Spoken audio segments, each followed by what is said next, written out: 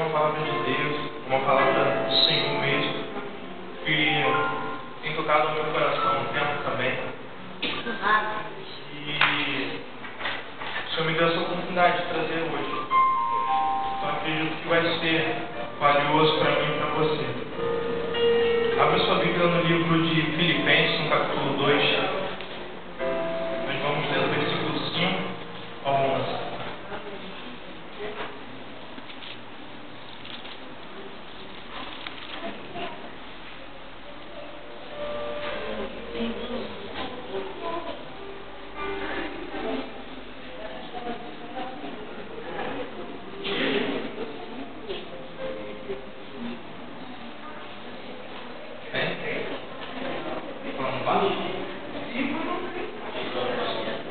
Filipenses 2, versículo 5 ao 11 que a gente vai ler.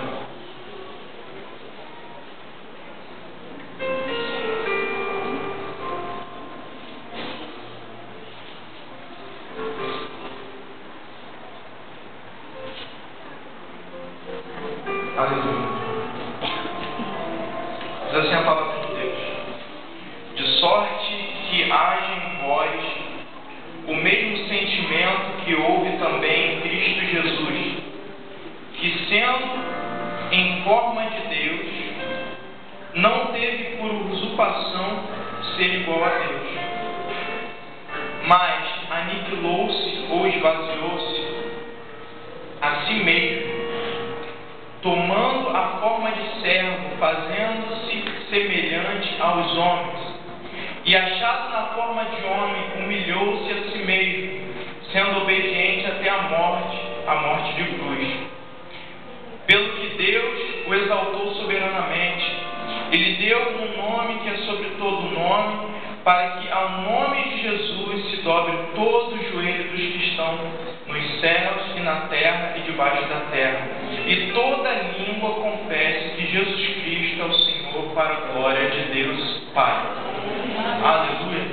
Louvado seja o teu nome, Pai. Nós te agradecemos pela tua palavra, que tu venhas falar conosco como tem falado sempre. Jesus, a tua presença é o que é essencial. Se o Senhor não for conosco, de nada adiantaríamos estar aqui. Por isso, revela a nós o teu querer e nos faça entender a tua vontade, em nome de Jesus. Amém e amém. Pode se sentar. A palavra essa palavra que Deus colocou no meu coração de trazer.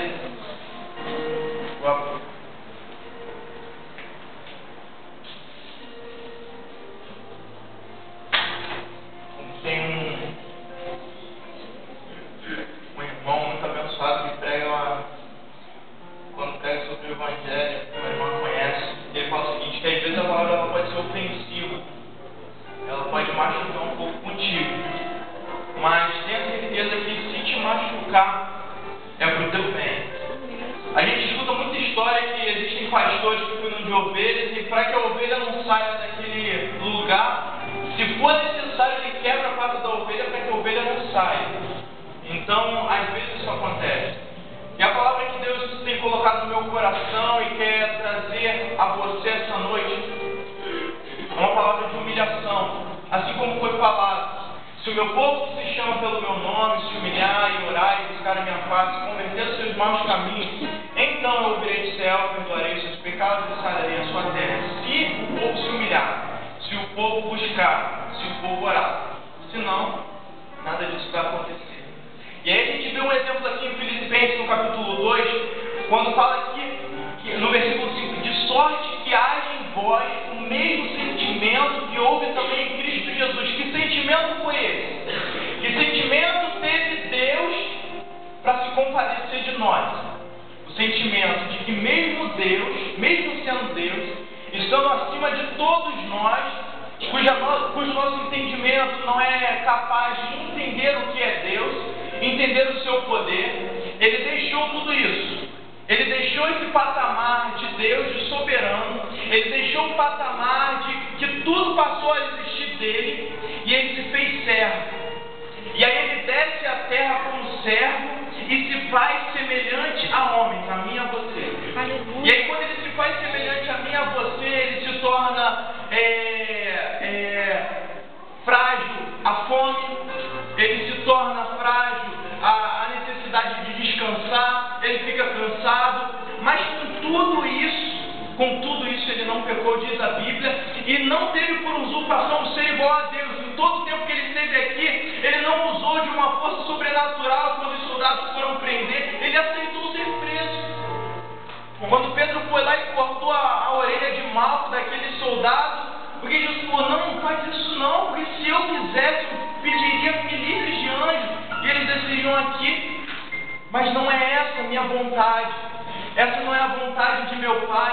A oração do Getsemane qual foi? Senhor, se for possível, passa de mim esse cálice, porque ele sabia que o que iria passar era muito trauma, era muito difícil, porque ele estava ali em forma de homem, ele tomou a nossa forma, ele se fez servo, ele serviu, ele se humilhou, ele se aniquilou, ele se esvaziou da sua própria vontade.